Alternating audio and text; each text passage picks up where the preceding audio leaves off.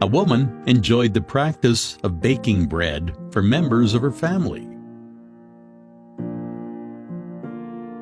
She also made an extra one for a hungry passerby. She kept the extra bread on the windowsill for whosoever would take it away.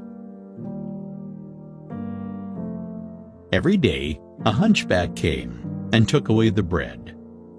Instead of expressing gratitude, he muttered the following words as he went his way.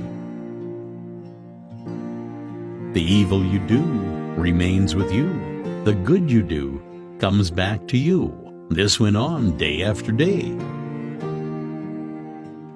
Every day, the hunchback came, picked up the bread, and uttered the words, the evil you do remains with you. The good you do comes back to you. The woman felt irritated. Not a word of gratitude, she said to herself.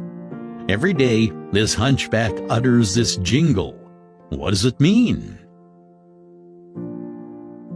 One day, she decided to do away with him. I shall get rid of this hunchback, she said. She added poison to the bread she prepared for him. However, as she was about to place the loaf on the windowsill, her hands trembled. What is this I'm doing? She said to herself. Immediately, she threw the bread into the fire, prepared another one, and placed it on the windowsill. As usual, the hunchback came, picked up the bread, and muttered the words, the evil you do remains with you. The good you do comes back to you. The hunchback proceeded on his way, blissfully unaware of the war raging in the mind of the woman. The woman had a son who had gone to a distant place to seek his fortune. For many months, she had no news of him, and she prayed fervently for his safe return. That evening, there was a knock on the door. As she opened it, she was surprised to find her son standing in the doorway. He had grown thin and lean. His garments were tattered and torn. He was hungry, starved, and weak.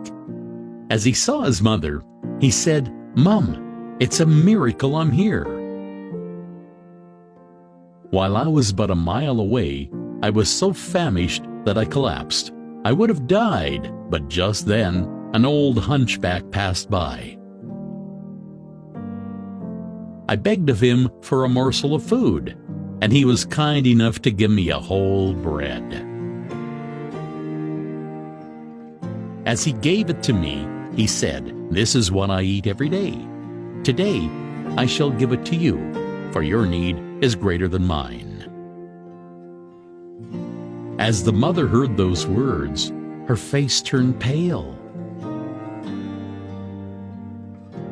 She leaned against the door for support. She remembered the poisoned bread that she had made that morning. Had she not burnt it in the fire, it would have been eaten by her own son, and he would have lost his life. It was then that she realized the significance of the words, "The evil you do remains with you. The good you do comes back to you." Our actions and words are born from our thoughts. Every thought is like a seed, with potential to give rise to more such thoughts again. This is why it is important to be vigilant of our thoughts. When we think thoughts of harming others, it's like tossing a dagger at the sky. Sooner or later, it falls back on us. When we think thoughts of supporting others, it's like tossing fragrant flowers at the sky. Sooner or later, they return to adorn us.